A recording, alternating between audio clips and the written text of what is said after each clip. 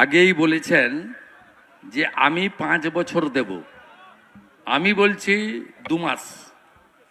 উনি 13 সালে 17 লক্ষ ফর্ম নিয়েছিলেন, 16 সালের পর থেকে টাকা দেননি, বন্ধ করে দিয়েছিলেন, কেজি দরে বিক্রি করে দিয়েছিলেন ফর্মগুলো। এই ভোটের জন্য বিভ্রান্ত করার জন্য ভারতীয় জনতা পার্টি এ কাজ করে না। 21টা রাজ্যে আমাদের যা সংকল্পপত্রে ছিল প্রত্যেকটা কার্যকর বিজেপি করেছে। আপনারা আমাদের উপর ভরসা করুন। কর্মসংস্থান, শিল্পায়ন, সাথে সাথে বেকার যুবক যুবতীদের উপযুক্ত অর্থনৈতিক সুরক্ষা ভারতীয় জনতা পার্টি দেবে। উনি হিসাব করেছেন 9 লক্ষ সরকারি কর্মচারী শিক্ষক আছেন আর 85 লক্ষ আবেদন করেছেন। উনি হিসাব কষে দেখেছেন, হেরে তো গেছি, যদি এইটা করে 1,500 টাকা দিয়ে যদি কিছু ভোট পাওয়া যায়। উনি অঙ্ক কষেছেন, এটা ভোটের অঙ্ক, এটা সামাজিক দায়বদ্ধতা নয়। সামাজিক দায়বদ্ধতা থাকলে মুখ্যমন্ত্রী 13 সালে চালু করা যুবশ্রী কর্মসূচির নাম বদল করতেন না। 13 সালে 17 লক্ষ আবেদনকারী যুবক যুবতীকে পথে বসাতেন না।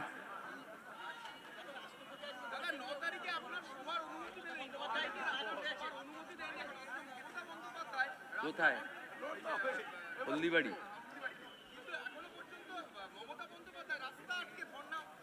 এ পার্টিটার কিচ্ছু নেই, পুলিশকে তুলিয়ে দিন, ওদের একদম ছাল চামড়া পাবলিক তুলে নিবে, শুধু পুলিশটাকে তুলে নিন। আপনি কালকে কীর্ণাহারে দেখছেন না, পেটো এবং দা নিয়ে তৃণমূলের গুন্ডারা পরিবর্তন যাত্রা আক্রমণ করছে আর পুলিশ তাদেরকে চুমু খাচ্ছে। ছবিতে সবাই দেখেছে। এদেরকে বলুন, আমরা সব পুলিশ খারাপ নয়, কিন্তু কাজ করতে দেয় না নিচের তলার পুলিশকে। এখানকার এক একটা থানার ওসি আইসি তাদেরকে 2 কোটি টাকা দিয়ে পোস্টিং নিতে হয়। বালি এলাকা না, বালি এলাকা, কোনো নদীর অস্তিত্ব নেই, তাই তো যে কোনো সময় ব্রিজগুলো ভেঙে পড়ে যাবে। হ্যাঁ কি ঠিক কি না? আগে 2000 টাকায় বালি কিনতেন, 60,000 টাকা দিয়েছে সরকার ঘর করার জন্য, শুধু 15,000 টাকা বালির দাম। হ্যাঁ কি না? কার পকেট কাটছে? একটা ঘাট টেন্ডারে নিচ্ছে 50টা অবৈধ ঘাট, ঘাট প্রতি 5 লাখ টাকা করে তৃণমূলকে দেয়। মানুষ সব জানে, শুধু মুক্ত কর ভয়, আপন মাঝে শক্তি ধর, নিজের কর জয়। জোট বাঁধুন। আমি দেখতে চাই হিন্দু বুথে যা ভোট পড়বে সব যেন এক জায়গায় পড়ে, পদ্ম ফুলে পড়ে। দিল্লি পারলে, বিহার পারলে, মহারাষ্ট্র পারলে আপনি কেন পারবেন না? হরিয়ানা পারলে আপনি কেন পারবেন না? আপনাকে এক হতেই হবে। বাকিটা মোদিজি উপরে গ্যারেন্টার, ছোট গ্যারেন্টার আমরা থাকলাম।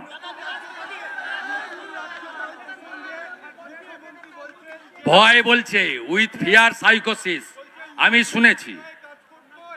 আমি বলেছি উনি হাতে খড়ি দিতে পারবেন না। যে আসছে তাকে হাতে খড়ি দিতে পারবেন না। কি করে টাইট করতে হয় সংবিধানের এবিসিটি বোঝানোর জন্য মিস্টার রবি আসছেন। আইপিএস অফিসার, তামিলনাড়ুকে সোজা করে দিয়েছেন, এবারে এই জেহাদি তৃণমূলকে সোজা করবেন। হ্যাঁ,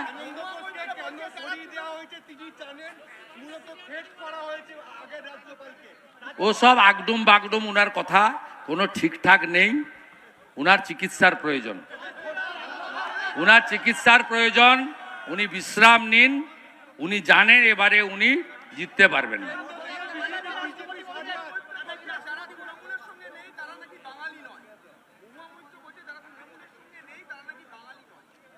ওর কথা সার্টিফিকেট নেওয়ার কারোর দরকার নেই। মুসলমানদের ভোটে এমপি হয়েছে। মা কালীকে বলেছে মদ খায়, গেঁজা খায়। মা তারাকে অপমান করেছে, মনে নেই? নমশূদ্রদের অপমান করেছে, মনে নেই?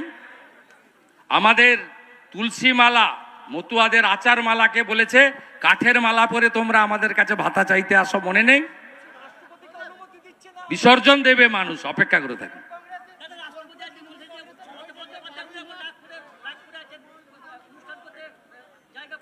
মমতা ব্যানার্জি আদিবাসী বিরোধী।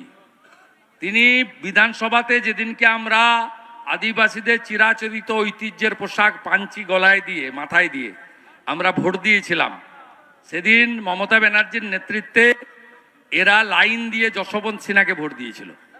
তা উনি তো ঘোষিত আদিবাসী বিরোধী। সবচেয়ে ব্যতিক্রমী ঘটনা, মহামহিম রাষ্ট্রপতি তিনি আজকে বাধ্য হয়ে মুখ খুলেছেন।